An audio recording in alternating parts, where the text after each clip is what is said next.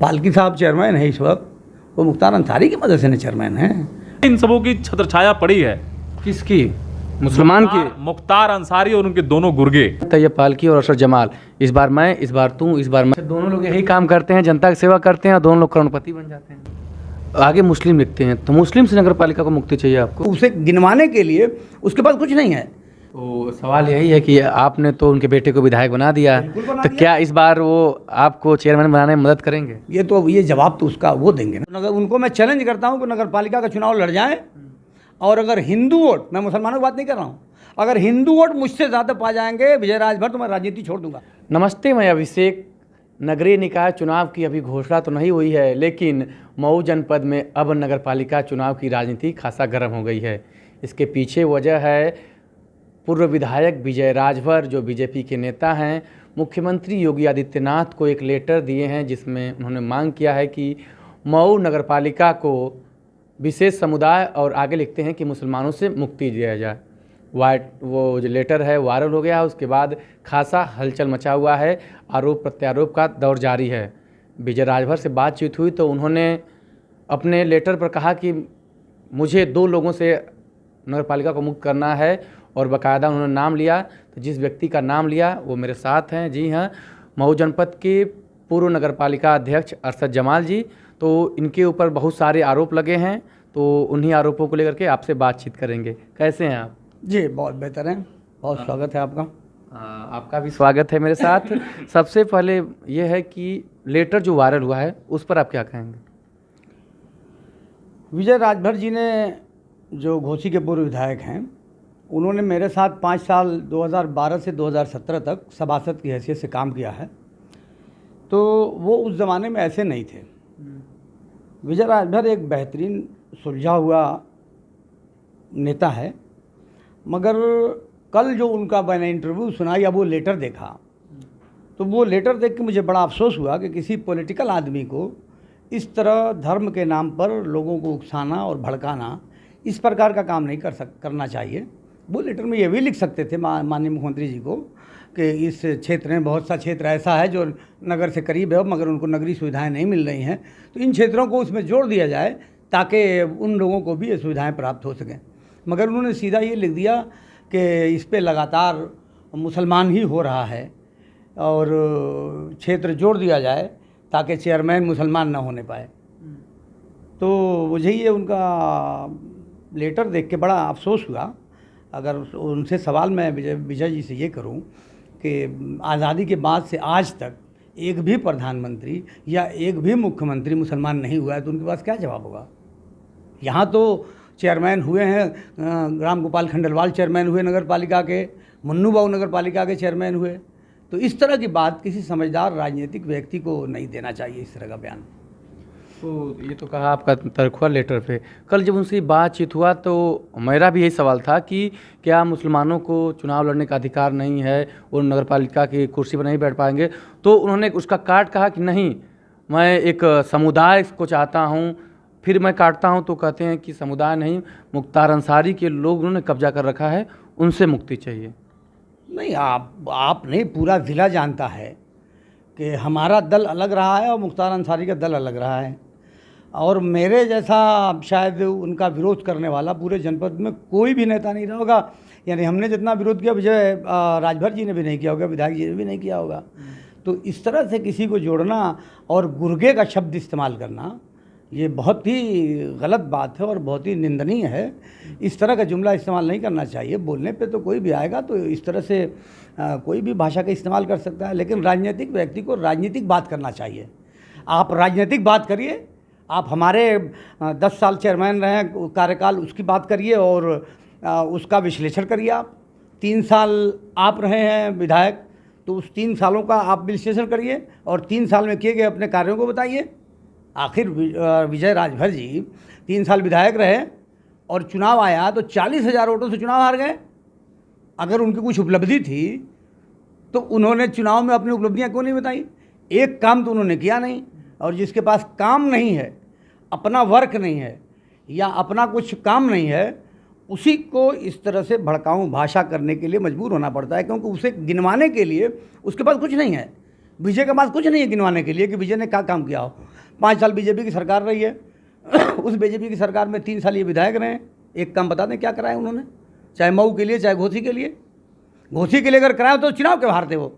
देखिए, इस पे हम काम पे आते हैं, अभी बात करते हैं। लेकिन अभी जो आपके ऊपर तमाम आरोप लगे हैं, उन्होंने आरोप यही लगाया कि मऊ के शहर या नगर पे मुख्तार अंसारी और उनके लोगों का कब्जा है। आपसी समझौता कर लेते हैं तैयब पालकी और अरशद जमाल, इस बार मैं, इस बार तू, इस बार मैं। तो कह रहे हैं मुझे ये ख़त्म करना है, मैं चाहता हूँ कि बुनकर का कोई बेटा गरीब हो, ये अमीर लोग कब्जा कर लिए हैं। नहीं तो जो विधायक जी चुनाव हारे हैं तो क्या वो समझौता करके हारे हैं क्या? पहले तो जीते थे फिर हार क्यों गए? इसका मतलब ये माना जाएगा वो समझौता है क्या? समझौता करके हारे हैं वो। अगर वो समझौता करके हारे हैं तो मान लेते हैं उनकी बात, मान लेंगे आप? दारा सिंह से अगर समझौता करके वो हारे हैं तो हम मान लेंगे। और अगर आप समझौता करके नहीं हारे हैं तो किसी पे आरोप लगाने का आपको कोई अधिकार नहीं है। चुनाव में हार जीत लगी है, एंटी कंबेंसी होती है, जो पद पे होता है उसके खिलाफ होती है। तो हार और जीत तो लगी हुई है, इससे क्या लेना देना है। लेकिन उसको किसी वर्ग से जोड़ना और भड़काऊ बात करना ये बहुत गलत बात है।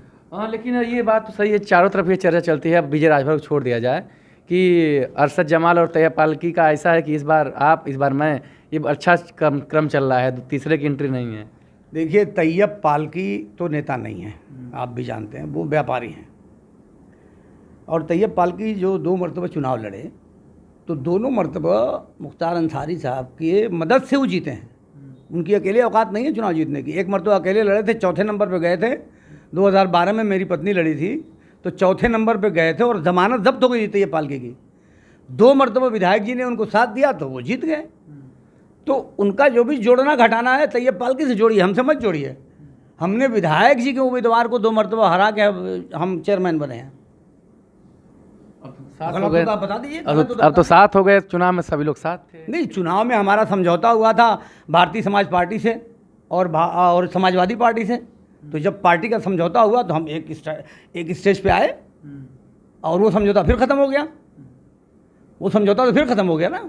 चलिए, पुनः अब अभी राजनीति पे बाद में आते हैं, पुनः आपके आरोप पे लगते हैं। आरोप यही लगाया, पुनः उन्होंने लगाया कि आप लोग गरीब मुसलमानों को आप लोग बेरोजगार करते हैं, उन्हें अपराधी बनाते हैं, मुख्तार अंसारी के गैंग में जोड़ते हैं और खुद अमीर बन के खूब सत्ता का मजा लेते हैं।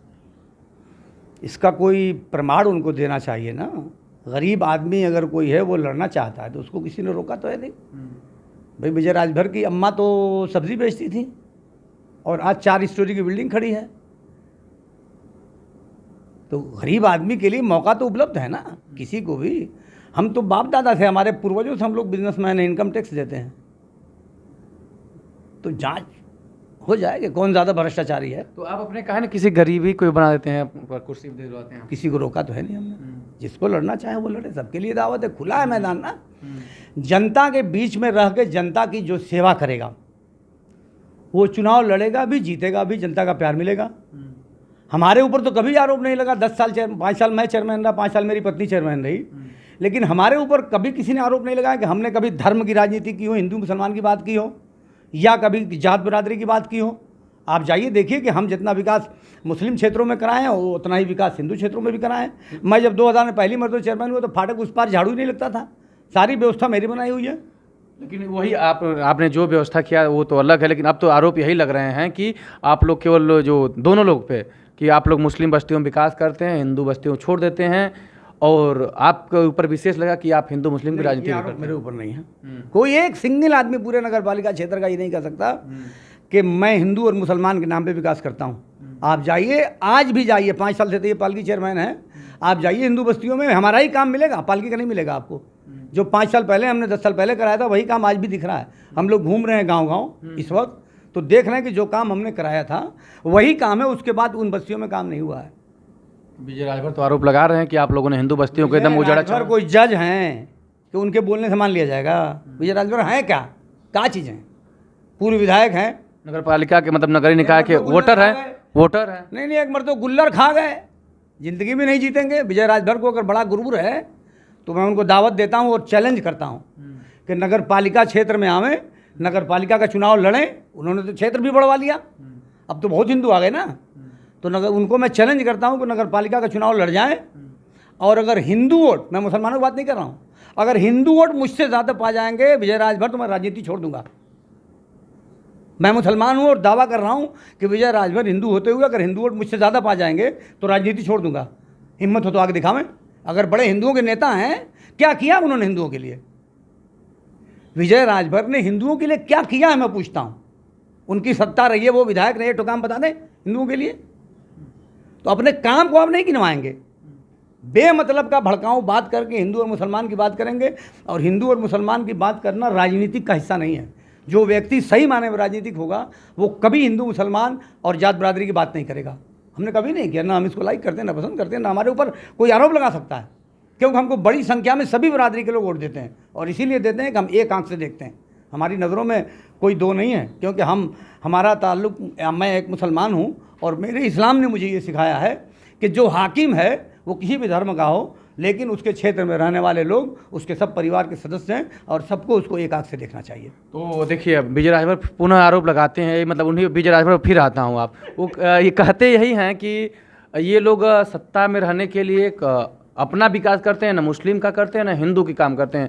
मुस्लिमों को गरीब बनाते हैं ताकि हमारे अंडर में रहें, हमें वोट दें, और चुनाव आते आते सांप्रदायिक माहौल बना देते हैं। मुस्लिम बाहुल्य बस्ती है तो वोट मिल जाता है, इसीलिए हिंदू बस्तियों को जोड़ा जाए। देखिए, ये एक आरोप फिर हो गया, ये भी एक आरोप हो गया कि वो ये क्या मुसलमानों को वो सब बेवकूफ़ समझते हैं क्या? मुसलमानों से ज़्यादा चालाक कोई है क्या? वो खूब समझता है कि इसको वोट देना है, किसको नहीं देना है। और अगर उनके क्षेत्रों में काम ना होता तो वो वोट क्यों देते? 2 बार मैं चुनाव जीत चुका हूँ और इंशाअल्लाह इस बार भी जीतूंगा और लंबे अंदर से जीतूंगा। अब बीजेपी से ज़्यादा हिंदू वोट अगर नहीं मिला मुझको तो आप फिर बात करिएगा, चाहे बीजेपी से कोई भी लड़ जाए। मुझे ये लगता है कि विजय राजभर जी अपने परिवार से किसी को चेयरमैन का चुनाव लड़ाना चाहते हैं, इसीलिए उन्होंने क्षेत्र को बढ़वाया भी है और इसीलिए वो हिंदू और मुसलमान की बात करते हैं। हिंदू और मुसलमान की बात इसीलिए कर रहे हैं कि वो समझते हैं कि हिंदू उनके साथ चला जाएगा। हिंदू इतना मूर्ख नहीं, उनके लेटर को देख के हिंदू भी नाराज़ हैं कि इस तरह की भाषा किसी नेता को इस्तेमाल नहीं करनी चाहिए। मतलब कि विजय राजभर चुनावी एंट्री मार रहे हैं, इसलिए आरोप प्रत्यारोप ऐसा। हमारा ये शंका है कि वो इच्छुक हैं कि चेयरमैनी का चुनाव लड़ने के लिए। तो मैंने तो चैलेंज कर दिया कि अगर हिम्मत है तो आ जाइए मैदान में। बीजेपी के तो आप बहुत करीब हैं, मुख्यमंत्री जी के करीब हैं। एक ये पुल है यहाँ का, ओवर ब्रिज, समाजवादी पार्टी की सरकार में वो सैंक्शन हो गया। कांग्रेस की सरकार में, केंद्र में जब कांग्रेस की सरकार थी तो कांग्रेस ने भी उसको स्वीकृति दे दी और बजट भी जारी किया था रेलवे ने। लेकिन यूपी सरकार का हिस्सा उसमें 80% है और 20% यूपी सरकार का है। तो 20% रुपया इन्होंने पिछले 5 साल में क्यों नहीं जारी करके वो पुल बाल निकेतन वाला बन जाता? भाई अपने शहर के आप हैं और आपकी सरकार, आप विधायक हैं, एक पैसा नहीं जारी करा पाए, वो पुल क्यों नहीं बना अब तक? कौन जवाब देगा इसका? तो विजय राजभर जी आ जाए मैदान में और हो जाए 2-2 हाथ। इस पे माइक पे बोलने का क्या मतलब है? प्रैक्टिकल में आ जाओ ना आप, कि आप लोगों के कितने अजीज़ हो और लोगों के लिए कितना काम करते हो, लोगों की भावनाएं क्या हैं। आप आ जाइए मैदान में और ये मुकाबला 2-2 हाथ प्रैक्टिकल हो जाए फील्ड में। तो मैदानी मुकाबला तो जल्द ही आने वाला है। अब तो बड़ी समस्या हिम्मत नहीं है विजय राजभर को लड़ने की। मैं चैलेंज करता हूँ, अगर उनकी हिम्मत है चेयरमैनी का चुनाव आ जाए मैदान में और लड़ लें। लेकिन वो जो जाल बिछा रहे हैं, जो विषाद बिछा रहे हैं, वो तो लोग बता रहे हैं सफल हो जाएंगे। हिंदू बाहुल्य वोटर इकट्ठी किए जा रहे हैं, राजभरों की संख्या है, विजय राजभर हिंदू मुस्लिम का वाला कार्ड खेल ही दिए हैं, सफल तो हो जाएंगे। देखिए, कार्ड ही ज़रूर खेल रहे हैं, लेकिन हमारे मऊ के जो हिंदू भाई हैं या मुसलमान भाई हैं वो इतने नादान नहीं हैं कि इस बात को ना समझ सकें। मैं तो कह रहा हूँ कि ना कि अगर हिंदू वोट, मैं मुसलमान होते हुए हिंदू वोट अगर विजय राजभर से ज़्यादा नहीं मिलेगा तो राजनीति छोड़ दूंगा। इससे बड़ा चैलेंज मैं क्या करूँ? अच्छा, राजनीति छोड़ देंगे? उनको कहिए कि आकर लड़ें चुनाव। तो अरशद जमाल क्यों इतने विश्वास के साथ कह रहे हैं कि हिंदू वोट आपको मिलेंगे? तो मैंने कभी किसी के साथ भेदभाव नहीं किया, सबको बराबरी में देखा, सबके साथ इंसाफ किया, सबके लिए 2 कदम चला। मैं रात को 4 बजे सोता हूँ, भोर में। रात भर इसलिए जगता हूँ कि मेरे क्षेत्र की जनता सो सके आराम से, इसलिए जगता हूँ। विजय राजभर की तरह से हम लोग ऐश नहीं करते। हम लोग जनता की सेवा करते हैं। कभी अस्पताल में, कभी हादसा हो गया, कभी एक्सीडेंट हो गया, तो इसलिए हमको ज़रूरत नहीं है हिंदू मुसलमान की राजनीति करने की, क्योंकि हमको तो हिंदू भी प्यार करता है, मुसलमान भी प्यार करता है। और 2 चुनाव में देखा, अब हमारा पिछले जो चुनाव जीते हैं, आप उसका आंकड़ा निकाल के देख लीजिए कि किसी भी हिंदुओं के बूथ पर ऐसा नहीं बूथ है जिस पर मुझको वोट न मिला हो। तो लोग क्यों देते हैं वोट? अच्छा, दोनों लोग यही काम करते हैं, जनता की सेवा करते हैं और दोनों लोग करोड़पति बन जाते हैं। नहीं, विजय राजभर भी हवेली बना लिया आपका? ना, हम लोग इनकम टैक्स पेयर हैं, मैं बिजनेसमैन हूँ। मेरी माँ सब्ज़ी नहीं बेचती, माफ़ करिएगा। हम लोग बिजनेसमैन हैं और सरकार को इनकम टैक्स देते हैं, और आज से नहीं, मेरी 20 पुश्तों से लोग व्यापार करते चले आए हैं और मऊ के सबसे बड़े व्यापारी रहे। हमारे घर की एक दो जांच नहीं हुई है, बहुत जांच हुई है, और सब हमने बनाया है जो वो पूरे हमारे अकाउंट में दर्ज है। आज भी जिसको जांच कराना हो करा लें, मतलब लेकिन आप जांच हो जाए दोनों की। राजनीति को व्यवसाय नहीं मानते? ना, बिल्कुल नहीं, राजनीति व्यवसाय नहीं, राजनीति तो सेवा का एक जरिया है ना। और मेरी रोटी राजनीति से नहीं चलती। मेरी रोटी मेरे भाई चलाते हैं, मेरा बेटा चलाता है। जो बिल्डिंगें चमकाते हैं उनको क्या कहेंगे? नहीं, हम किसी को आरोप प्रत्यारोप नहीं लगाते, सबका अपना अपना तरीका है। मेरे बारे में आपको जो पूछना वो पूछिए, मैं किसी पे ज़्यादा आरोप प्रत्यारोप का कायल नहीं हूँ। लेकिन विजय राजभर के बारे में जो मेरे अच्छे दो मित्र हैं, इसलिए बोलना पड़ा कि वो मऊ की राजनीति को कम्युनलाइज करने का प्रयास कर रहे हैं, जो बहुत ही निंदनीय है। विजय राजभर पर बोलने से कट रहे हैं आप। आप प्रश्न पूछिए ना। आप पे सीधे हमला बोल रहे हैं, मुख्तार अंसारी के आदमी आपको बना दिए, गुर्गे तक बना दिए। तो मैंने उसका जवाब दे दिया। तो आपको क्या लगता जवाब दे दिया। है, क्या लगता है कि एक विधायक मात्र 2 साल में हवेली बना लगा, इतना कमाई माई है क्या राजनीति में? अब भैया उन्होंने अपनी मेहनत से कमाया होगा, मैं क्या जानूँ कहाँ से बनी है। हाँ। विजय राजभर ने कहाँ से बनाया हवेली, ये तो विजय राजभर जानते होंगे ना, मैं क्या जानूँ। नेता आप लोग भी हैं, जानते नहीं, होंगे। नहीं, इस तरह का घटिया आरोप हम नहीं लगाते किसी पे। हाँ। तो चलिए छोड़ते हैं, अब आते हैं हम राजनीति पे मऊ के। अब मऊ की खत्म हो गया उनका सब आरोप तो खत्म हो गया, बस यही तब था। आपके ऊपर आरोप लगा था धार्मिक उन्माद फैलाने के प्रयास करते हैं, चुनाव जीतते हैं। बोला था, मैंने उनकी वीडियो को सुना है, उन्होंने ये कहा था कि भारत का नक्शा कटवाया अरशद जमाल ने। हाँ हाँ, मैं इस पे मानहानि का दावा उनके ऊपर कर सकता हूँ। कर दीजिए, आप तो करना मानहानि का चाहिए दावा आप। हाँ देखिए, आरोप लगाया आपके मानहानि का दावा भी कर सकता हूँ मैं उस पर, क्योंकि मैं कभी भी कोई माई गलाल साबित कर दे तो गुलामी लिखवा दूंगा। अगर ये बात, और ये आरोप कई लोग मेरे ऊपर लगाते हैं। हाँ, लेकिन मैं आज तक नहीं समझ पाया कि ये आरोप मेरे ऊपर क्यों लगा। यही आरोप लगता है कि अरशद जमाल देश विरोधी गतिविधियों में संलिप्त रहते हैं, वो भारत का नक्शा वाला, झंडा वाला को क्या मतलब, वो मुझे उतनी जानकारी नहीं थी, आपने जिक्र कर दिया तो पूछ ही दिया कि आप नक्शे से गर्दन गायब कर दिए थे, वो कर दिए थे, आप देश विरोधी गतिविधियों साबित कर दे तो गुलामी लिखवा दूंगा। मेरे खिलाफ अगर कोई मुकदमा हो, भाई जो अगर कोई मामला होगा मेरे ऊपर तो मुकदमा ना कायम होगा। कोई मुकदमा हो तो बता दे, या कोई पोस्टर हो जो ऐसा जिस पे मेरा नाम हो तो वो दिखा दे। तो आपके ऊपर देश विरोधी गतिविधियों मुकदमा दर्ज है? मुकदमा दर्ज है आपके ऊपर? ना, बिल्कुल नहीं है, कभी नहीं हुआ। कहाँ है आप, मतलब चारों तरफ चर्चा है? यही बीजेपी वाले सब उड़ाते हैं। ये बीजेपी वाले पहले भी उड़ाते हैं। एक पत्रकार जी थे और वो अपने अखबार में छापे थे, और आज ना अखबार का पता है, अखबार का भी वजूद मिट गया, पत्रकार जी का भी वजूद मिट गया। जो अपने अखबार में, यहीं का लोकल अखबार था, उस अखबार में छाप के मेरी छवि को उन्होंने ख़राब किया था, और उसी अखबार में छपा देख के लोगों ने बयान किया था। तो वो अखबार भी ख़त्म हो गया, वो भी ख़त्म। मतलब कोई प्रमाणित अभी कुछ नहीं, कभी है ही नहीं भाई। भारत, पूरा भारत अभिन्न अंग है कश्मीर हमारा, और मैं बहुत पक्का कट्टर भारतीय हूँ। कभी मेरे मुंह से आप भारत के खिलाफ एक शब्द नहीं सुन सकते, न कभी हम लोग पाकिस्तानी रहे। हम लोग तो जो पाकिस्तान की बात करता है उससे हम लोगों को झगड़ा हो जाता है, और जब देश की बात आती है तो हम लोगों का रोंगटा खड़ा हो जाता है, और जोश में ये चलता है चल के देश के लिए सीमाओं पे खड़े हो जाएं। तो बस क्या ये चुनाव के लिए किया जाता है या कुछ? चुनाव के लिए, चुनाव के लिए, क्योंकि हम तो लोकसभा का भी चुनाव लड़ चुके हैं 2009 में। हाँ हाँ। और चेयरमैन का भी चुनाव लड़े, सभासद भी हुए, वाइस चेयरमैन का चुनाव लड़े। हमसे तो कोई चुनाव बचा नहीं है, और हम राजनीति में दोहरा मापदंड नहीं रखते। हमने जिसका साथ किया उसके साथ निभाते हैं, चाहे दोस्ती भी जिससे करते हैं तो जीवन भर के लिए करते हैं। पार्टी में आए तो मुलायम सिंह के साथ रहे, मुलायम सिंह जैसे ऐसे लोक दल में गए, चाहे जनता पार्टी में गए तो उनके पीछे पीछे हम लोग चलते रहे। फिर समाजवादी पार्टी उन्होंने बनाया तो समाजवादी पार्टी में आ गए, और आज तक समाजवादी पार्टी में हैं। यहाँ के नेताओं की तरह से नहीं कि जब ज़रूरत पड़ी तब दल बदल लिया। पालकी साहब चेयरमैन है इस वक्त, वो मुख्तार अंसारी की मदद से चेयरमैन हैं, और जब ज़रूरत होती है तब बदल लेते हैं दल। 4 मरतबा सपा में आ चुके हैं, और इसी चुनाव में अगर उनको टिकट नहीं मिलेगा तो आप नोट कर लीजिए, फिर इस चुनाव से भाग जाएंगे, दूसरी पार्टी में चले जाएंगे।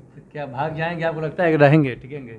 नहीं टिकेंगे, वो नहीं टिकेंगे, सपा में नहीं टिकेंगे। उनको टिकट नहीं मिलना भी नहीं उनको टिकट, क्योंकि ऐसे बेवफा लोगों को तो पार्टी टिकट देती नहीं है। लेकिन बेवफा ही तो मजे ले रहे हैं, जैसे आपके अपने मऊ की राजनीति में देख लिए, बेवफा ही सत्ता का सुख भोग रहे हैं। हम ऐसे नहीं, हमारे ऊपर अगर कोई आरोप हो तो आप बताइए। हमने कभी किसी के साथ बेवफाई की हो, किसी को धोखा दिया हो, कभी लाइफ में झूठ बोला हो, कभी किसी के साथ ज़िंदगी में मैंने वादा खिलाफ़ी की हो, कभी किसी से कोई वादा किया हो धोखा दिया हो, लाइफ का मैं चैलेंज करता हूँ कि एक कोई वादा खिलाफी का कोई हमसे नहीं प्रमाण दे सकता। हाँ, तो बेवफाई की बात कर रहे हैं तो देखिए वो क्या बोलते हैं, ये पालकी तो बेवफाई कर ही दिए हैं, तो क्या सपा भी उनके साथ बेवफाई करेगी? नहीं, सपा के साथ उन्होंने वफा ही कब किया है कि वफा की उम्मीद रखो। उनसे वफा की उम्मीद क्यों की जाए जो नहीं जानते वफा क्या है। हमको मालूम है हकीकत, लेकिन जिनको मालूम ही नहीं वफा की हकीकत क्या, वो क्या जानेंगे। लेकिन लिबास तो ढके हैं, मतलब ओढ़ रखे हैं एकदम पूरे मोहब्बत का, इश्क का, एकदम सच्चा वाला। लेकिन कैसे करेंगे जब आप हर दल बदलते हैं। तो ये पार्टी की लाइफ, सियासत में लाइफ बहुत कम है, मगर उस कम लाइफ में कम से कम 10 पार्टी में जा चुके हैं, 10 बार। चौथी बार तो समाजवादी पार्टी में आए हो। तो उनका अपना, वो राजनीतिक व्यक्ति नहीं है, इसलिए तो ये पालकी पे हम क्या कोई कमेंट करें। राजनीतिक व्यक्ति जब सामने हो तो उसके बारे में कुछ बोलने में मज़ा भी आता है। अच्छा देखिए, आप राजनीतिक में ही कर रहे हैं और आप ही को चुनाव हरा करके वो कुर्सी कब्जा कर लिए, तो उनको हल्के में तो मत लीजिए। वो नहीं हराए, हमको दूसरे हराए। देखिए अब पर्दे के सामने तो वही रहे। हाँ, उनका देख, अकेले एक बार लड़े तो जमानत जब्त हुई, चौथे नंबर पर गए भाई। उनकी नहीं औकात है हराने की। विधायक जी की मदद से वो 2 मरतबा जीते हैं, और विधायक जी और मुख्तार अंसारी जब एक साथ खड़े हुए तो हम चुनाव हारे। बसपा तीनों मिल के हमको हराए, और विधायक जी का जब कैंडिडेट अलग से लड़ा तो विधायक जी के कैंडिडेट को मैंने हराया। 2 मरतबा मेरी बीवी ने भी 1 मरतबा हराया, मैंने भी हराया 1 मरतबा। तो हमारा तो राजनीति में विधायक जी से हमारा मुकाबला रहा है। पूरी पिछले 25-30 साल की अगर लाइफ में दे दें तो हमारा उनका यहाँ मुकाबला रहा है राजनीति में। हम उनके खिलाफ रहे, वो हमारे खिलाफ रहे। हम वाइस चेयरमैन का चुनाव लड़ते थे तो वो आके हमको हरवाते थे। लेकिन समाजवादी पार्टी के साथ जब अलायंस हो गया तो हम लोग उसूल पसंद हैं, और समाजवादी पार्टी के साथ जब अलायंस हो गया तो हम लोगों ने वफादारी के साथ उनकी भी मदद की, उनके साथ रहे। तो सवाल यही है कि आपने तो उनके बेटे को विधायक बना दिया, बिल्कुल बना तो दिया। क्या इस बार वो आपको चेयरमैन बनाने में मदद करेंगे? ये जवाब तो उसका वो देंगे ना। उम्मीद करते हैं आप? नहीं, मैं तो अच्छी उम्मीद रखता ही हूँ। मैं चाहता हूँ कि मेरी मदद करें, लेकिन मदद करेंगे कि नहीं करेंगे ये तो उनको तय करना है। हाँ। अभी तक तो नहीं किया कभी। अभी तक तो तैयब पालकी की मदद किया या अपने उम्मीदवार को दूसरा लड़ाया। अभी तक तो मेरे खिलाफ ही रहे। इस चुनाव में अगर मदद करते हैं तो बड़ा खुशी की बात है। अब वैसे बदलाव भी है, पहले विधायक जी रहते थे विधायक, अब उनके बेटे अब्बास अंसारी साहब हैं, तो नौजवान हैं, नए हैं, तो नई नस्ल, नई सोच, नया पैगाम। आपकी अगर मैं आशा करता हूँ कि हाँ, वो मदद करेंगे तो वही फिर विजय राजभर को मौका मिल जाएगा कि मुख्तार अंसारी गुर्गे चुनाव लड़ रहे हैं। इससे क्या फ़र्क पड़ेगा? नहीं फर्क पड़ेगा। कोई फ़र्क नहीं पड़ेगा, वो कहें। लेकिन अगर कोई हमारी चुनाव मदद करेगा तो हम क्या कहें? ना ना ना भैया, थोड़ी मदद ना चाहिए। ले आओ, हम क्या कहें?